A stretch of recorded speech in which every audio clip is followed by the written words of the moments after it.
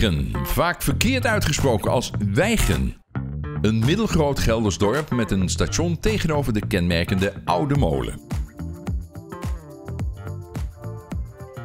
Station Wijchen ligt aan de in 1881 geopende spoorlijn tussen Nijmegen en Tilburg, ook wel Brabantse lijn genoemd.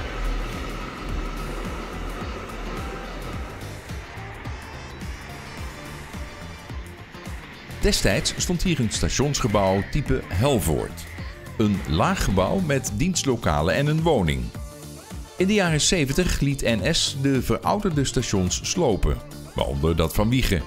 Zo kwam in 1973 het stationsgebouw van het type Dauma hier te staan. In 1950 ontwierp architect Ludwig Mies van der Rohe in Illinois het Farnsworth House, waar veel architecten in de jaren 50 en 60 bewondering voor hadden. Het stationstype Dauma, dat in de jaren 60 werd ontworpen, lijkt hier sterk op. Een dak- en bodemplaat die dezelfde afmeting hebben en daartussen een grotendeels transparante ruimte.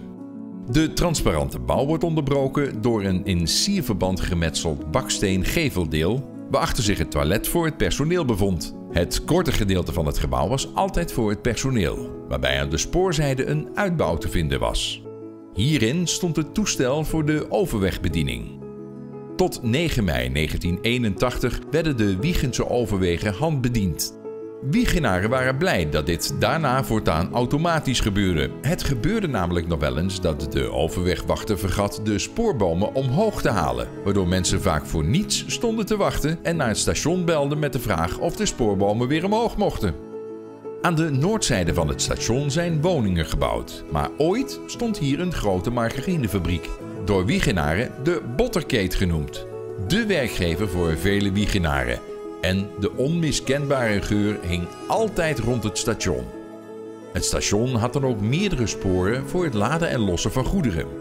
Ook ter hoogte van het industrieterrein Wijchen Oost lag nog een aftakking naar het bedrijventerrein. Van de historie is niets meer te vinden. Ja, bijna niets.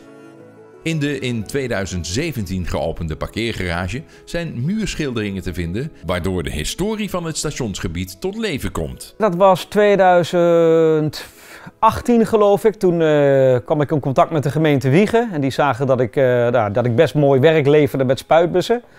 En ze hadden nog een plan om de muren in de parkeergarage bij het station om die te voorzien met een aantal mooie schilderingen of foto's. Toen kwamen ze bij mij terecht. Ze vroegen: Morris, kun jij foto's van oude gebouwen die in het gebied hebben gestaan ooit van het station Wijchen, zou je die na kunnen spuiten met spuitbussen en zo, en dan wel dat het een beetje vergelijkbaar is met de foto? Ik zei: ja, dat moet mij wel lukken. En ik riep dat heel erg brutaal zo, maar ik dacht van, oh, hoe moet ik dat gaan doen? Met spuitbussen. Maar ik dacht van, ja, weet je, dat moet gewoon lukken. Dat was een enorme uitdaging voor mij. En ja, voor mij een hele mooie kans en ik denk voor de gemeente Wijchen een hele mooie kans. En inmiddels staan er dus 23 tekeningen in die parkeergarage. Maar treinen en graffiti, een combinatie die vaak discussie oplevert. Het gebeurt vaak illegaal, vooral in de begindagen, zo'n 30, 40 jaar geleden. Zo is het ook ontstaan, in de buitenwijken van New York, op de muren, op de metro's. Ja, vandaar dat er ook nog steeds wel op treinen wordt gespoten, volgens mij wel een stukje minder. Graffiti of graffiti heeft vaak een hele negatieve naam. En als je dan street art, straatkunst gebruikt, dan heeft het vaak weer een naam. Dan zeggen mensen: oh, maar ja, dat vind ik wel mooi. Mensen, ten eerste wil ik met spuitbussen laten zien dat je ook iets moois kunt maken met spuitbussen. En dit was voor mij natuurlijk een uitgelezen kans om te laten zien wat ik in mijn mars heb. En dan nog eens een keer zoveel van die paintings daar op die muur aanbrengen. Met een stukje historie van Wijchen. Ik bedoel, ik woon al jaren in Wijchen, ik ben hier opgegroeid. Gebouwen die ik ken, maar ook gebouwen die ik niet ken. De gebouwen bestaan niet meer, de bedrijven bestaan vaak niet meer. Maar het gaat door die paintings, gaat het toch weer een beetje leven. En dat is heel erg gaaf. Mensen kunnen gewoon in Wijchen of van buiten Wijchen kunnen gewoon naar het station gaan. Je kunt daar of gewoon te voet kun je erin, of je kunt met de auto erin parkeren. Gratis. En dan kun je al die foto's, of al die tekeningen, die paintings die ik gemaakt heb, die kun je daar zien. Als je nou toch in die parkeergarage bent en je ziet een van die paintings staan en je denkt van, nou inderdaad, hij heeft niet overdreven, het ziet er gaaf uit. Maak even een foto van die painting of een selfie dat je bij die painting staat. Ja, en vermeld mijn naam er even bij. #MorrisGraffiti, Instagram, Facebook. En ja, dan geef ik uiteraard een reactie. Vele jaren lang was Wijchen slechts een kleine halte. 2 doorgaande sporen en 1 eilandperron. Maar de drukte nam toe. Na enkele incidenten met het overvolle perron in de spits werd in 2012 een plan voor uitbreiding goedgekeurd. Er zou een keerspoor komen. In 2014 werd dit keerspoor gerealiseerd. Er kwam een nieuw perron bij en het eilandperron werd verschoven. Op de plaats van het oude eilandperron kwam een keerspoor te liggen. Het noordelijke spoor werd ook verschoven. Aan het oude ballastbed is nog te zien waar het oude spoor lag. Het keerspoor betreft een middenspoor, waar vandaan de sprinters richting Zutphen vertrekken. Voor die verbinding is Wijche het eindpunt geworden. Maar Wijche was al eerder een eindpunt voor een spoorverbinding geweest. Aan het einde van de Tweede Wereldoorlog werd er een tijdelijke militaire spoorlijn aangelegd tussen Wijche en Hommersum. Deze lijn was onderdeel van de operatie Veritable, waarbij men een doorbraak wilde forceren via het Reichswald. De lijn had als doel transporten naar Duitsland te waarborgen en niet via het nog in Duitse handen zijnde station van Nijmegen te rijden. Aan de westzijde van het station, buiten de bebouwde kom, gaat het spoor over enkeltspoor. Dit vanwege de enkeltsporige brug over de Maas bij Ravestein.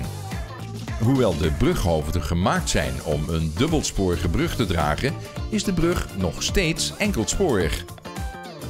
De loketten van het station zijn al lang gesloten. Zoals in veel Nederlandse stationsgebouwtjes is er ook in Wijche tegenwoordig een horecagelegenheid gevestigd. Alleen NS-treinen vertrekken vanaf het station van Wijche. De sprinters tussen Arnhem en Dordrecht vertrekken vanaf spoor 1 en 3, terwijl spoor 2 gebruikt wordt voor de sprinters naar Zutphen. Toch komt er zo nu en dan wel bijzonder materieel voorbij.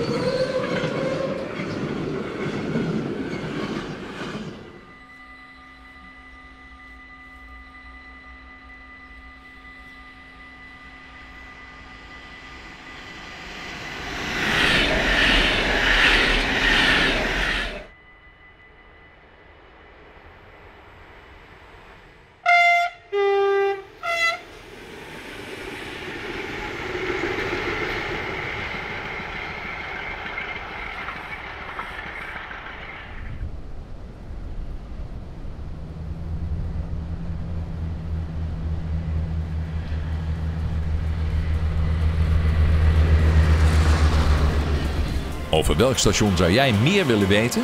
Laat het ons weten in de reacties.